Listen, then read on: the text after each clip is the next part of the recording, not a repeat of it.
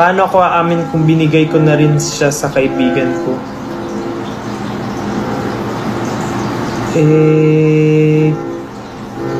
Paano ako? Daglag ko sa utak ko yung mga bagay-bagay. Oh no. Nabubobo na ako. Parang may naamoy ako hindi maganda. Paano ako aamin kung binigay ko na rin siya? Paano ako aamin kung binigay ko na rin siya sa kaibigan ko? Oh, isa kang mabuting kaibigan. Nice. Kung ganon. Dapat umamin ka muna bago mo binigay. Wait a minute! Who are you? Wait. Paano mo binigay kung hindi naman sa'yo?